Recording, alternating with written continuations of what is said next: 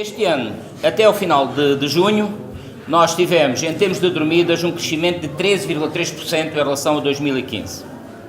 Ou seja, tivemos, nestes 6 meses, mais 870 mil dormidas na região que em 2015, até junho.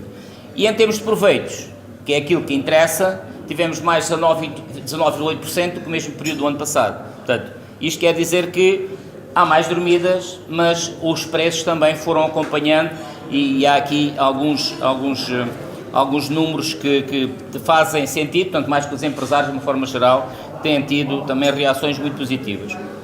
Associado a isto, obviamente, vocês sabem que nós temos o aeroporto de Faro como a principal entrada de turistas na região. E até ao final de junho o aeroporto teve, de entradas, em termos de circulação, um aumento de 18,6% em relação ao mesmo período do ano passado. Este ano houve mais rotas do aeroporto de Faro, mais 9 rotas, onde França foi claramente o país onde houve aqui um aumento dessas rotas. Isto quer dizer que o mercado francês também teve aqui uma subida considerável. Nós voamos aqui do aeroporto de Faro, ou seja, os aviões voam de Faro para cerca de 80 cidades europeias e, portanto, esta é, digamos, a dinâmica do aeroporto, que ano passado teve 6 milhões e 400 mil passageiros em trânsito e este ano, 2016, apontará para os 7 milhões de passageiros. As obras do aeroporto de Faro permitirão que, depois concluídas para o próximo ano, tenha uma capacidade para acolher durante um ano à volta de 8 milhões de passageiros. Em relação ao Golfo, no mesmo período, onde nestes 6 meses estão identificados, houve um aumento de 14% em relação ao mesmo período do ano passado. Isto quer dizer que, até ao fim de junho, estive já nos nossos campos de golfe à volta de 700 mil voltas, o que é já um número também muito importante para no fundo, para a economia do Golfo, que está, obviamente, integrada nesta força do turismo. Porque às vezes fala-se do Algarve e depois fala-se de Lisboa não sei o quê e o Porto. Só para terem uma nota, o Norte teve 6 milhões de dormidas em 2015. O Centro teve 4 milhões e meio. Lisboa teve 12 milhões e 200 mil. O Alentejo 1 milhão e 400. Os Açores 1 milhão e 200. A Madeira 6 milhões e 600. E o Algarve teve 16 milhões e 700. Isto em termos daquilo que é toda a gente que dormiu neste país, 12,5% dormiram no Norte, 9,2% no Centro, 25% em Lisboa, 2,9% no Alentejo, 2,6% nos Açores, 13,6% na Madeira e 34% foram no Algarve. Portanto, a estadia média no Algarve é na volta de 4 a 5 dias, enquanto que Lisboa e Porto andam na volta de um dia e meio, uma noite e meia a 2 noites. Não podemos ficar descansados e quem está na hotelaria ou quem fornece serviços de hotelaria, porque a hotelaria também vive e também trabalha com outras ofertas, outros serviços, mas todos nós sabemos que temos aqui 6 meses muito complicados. Entre outubro e abril é aqui muito difícil esta sustentabilidade. E o Algarve tem que ser um Algarve sustentável todo o ano e não apenas 4 ou 5 meses, independentemente dos números anuais serem positivos. Daí temos estado a fazer um esforço naquilo que é a estruturação do produto, ou seja, nós estamos a trabalhar com a Federação Portuguesa de Ciclismo, estamos a trabalhar com pessoas que têm e empresas que trabalham muito bem, a questão das bicicletas, a questão das caminhadas, o turismo de natureza é uma procura que está a ter muito sucesso. Aliás, os operadores aqui da Ria Formosa, só para darem uma ideia, todos eles este ano superaram todos os números possíveis e imaginários e, portanto, e se falarmos na Rota Vicentina e se falarmos naquelas aqueles marítimo-turísticas, nós percebemos que a procura durante este ano tem sido muito forte. Nós este ano, como sabem, fomos premiados dos 20 prémios nacionais, o Algarve recebeu 13 prémios a nível internacional, da Europa. O destino de praia foi, pela segunda vez consecutiva, considerado o melhor destino de praia da Europa. Já fomos 4 vezes considerados o destino de praia da Europa. Já fomos considerados por 2 vezes o melhor destino de golfe do mundo e da Europa. E, portanto, quer dizer, nós temos estas ofertas que estão permanentemente a ser validadas. A região de turismo vive o quê? A região de turismo vive de um determinado valor que o Orçamento Geral do Estado define todos os anos para as regiões de turismo e tem como objetivo, claramente, 2 coisas.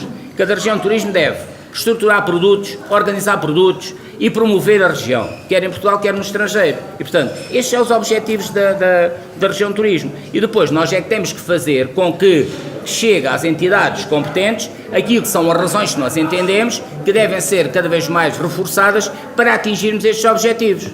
Portanto, esta é a definição. A questão da promoção no estrangeiro, e dando já a resposta, nós temos muitas ações no estrangeiro, em várias feiras internacionais, em vários locais específicos, por exemplo, onde as rotas dos aviões onde começam rotas em algumas cidades, onde é feito um trabalho de promoção do Algarve nessas cidades para captar mais turistas para a região. Nós fazemos em Espanha várias ações ao longo do ano, em Madrid, em Sevilha, em Saragoça, em Badajoz, por causa da fronteira, fazemos aqui até em Málaga, ou seja, nós temos aqui, e particularmente em Sevilha, onde fizemos, agora a semana passada uma, e agora vamos fazer outra em Vigo, e para onde vamos fazer uma grande ação em Madrid. Porquê? Porque temos, desde o ano passado, temos os voos já de Madrid para Faro e de Barcelona para Faro, coisa que não tínhamos, e portanto temos feito este trabalho. E obviamente que estas questões das portagens, as questões do Porto de Portimão e esta dificuldade que eu tenho em Sevilha e em Huelva quando vou fazer promoção do Algarve, é verdade, perguntam-me sempre a questão das portagens. Mas eu, enquanto ele faz aquelas manifestações com o homem do Bloco de Esquerda e outras coisas, eu procuro fazer intervenções objetivas junto de quem tem a capacidade, ou pelo menos tem a obrigação, de fazer essas, de limpar, digamos, aquilo que está, e foi um dos principais, há pouco quando falei, em termos de constrangimentos. Ainda eu era autarca em Albufeira, foi quando foi colocada a questão dos pórticos na Via do Infante. Eu lembro muito bem das vezes que fui a Lisboa, ao gabinete do Estado de Estado na altura, que era o Paulo qualquer coisa. Paulo Campos. E, portanto, toda essa dinâmica é uma dinâmica que foi claramente dita logo que as coisas iam funcionar mal. Por outro lado, a questão do aeroporto, eu tenho recebido várias associações, desde renta-cars, desde pessoas que têm, enfim, que no fundo defendem as causas que tu agora aqui falaste. E, portanto, isso tem que ser, obviamente, eu o que faço é transmitir informação que vou recolhendo à medida que ela vai chegando e fazê-la chegar. A questão da restauração do Golfo, esse é um problema que, enfim, desde há 3 ou 4 anos tem sido um problema que tem estado em cima da mesa, a questão do IVA do Golfo. Depois, a questão de Portimão, e há bocado também falei na questão do Porto de Portimão. Portanto, são aqui questões que são complicadas, mas complicadas porque não tem havido até aqui força e vontade política. A questão da mobilidade, um dos grandes problemas da região é que as autarquias, de uma forma ou de outra, têm todos os circuitos de transportes internos, mas não há uma mobilidade, não há um transporte público para a região. Ou seja, um sistema de transportes públicos na região é a prioridade absoluta numa região como esta. Portanto, há neste momento, através da AMAL, digamos, um processo que evoluirá para um sistema de transportes a nível regional. Mas o facto é que até isso se concretizar vai ser muito complicado. E além disso também temos a linha férrea de Tunes para Lagos que leva, eu chego mais depressa a Lisboa, que chega de comboio de Tunes a Lagos, e portanto são fatores, agora, são questões que elas por si só devem ser objeto de discussão, de pressão, de intervenção, tem que ser feito, quer no âmbito dos deputados, quer no âmbito dos municípios, isso é um trabalho que tem que ser feito permanentemente. A questão da indústria, isso prende-se com porque é que o Isaltino levou a Microsoft e outras para Oeiras. Os territórios não são todos iguais. Há a lei dos solos, há aquilo que é o ordenamento do território. A região do Algarve tem em termos de planos, quer no Proto-Algarve, quer depois nos PDMs, tem leis e tem normas absolutamente restritivas de qualquer intervenção, ao nível até de um aumento de 2, 3, 4, 5 metros quadrados. É por isso que o Macário teve alguns problemas em Tavira e outras coisas assim. Ou seja, é muito difícil, porque essas empresas querem terrenos que sejam facilitadores para o seu desenvolvimento. Na região, como os terrenos que são urbanos, não só, quer dizer, são muitos, mas em comparação com a região não são, portanto, aí os preços são muito grandes. E então as empresas não procuram, obviamente, e não há, assim, tantos parques devidamente identificados com as capacidades e com a atratividade que essas empresas precisam. Portanto, estamos aqui a falar do ordenamento do território. A questão da juventude qualificada, é isso, já há bocado também falei. cada vez mais essa questão da juventude, ela está qualificada, mas depois as ofertas que têm e aquilo que é a compensação monetária não é apelativo e às vezes é a questão do desemprego, do subsídio, exatamente, e dos custos que não são compatíveis com aquilo que no fundo é aquilo que cada um pensa que tem condições para desenvolver a sua atividade. E portanto, tem-se feito política com a questão da saúde. E enquanto isso tem acontecido, as pessoas que têm seguros de saúde e que vêm para cá e que têm alguma capacidade vão procurando reforçar e procurando aqueles que, nomeadamente os hospitais particulares, têm dado respostas.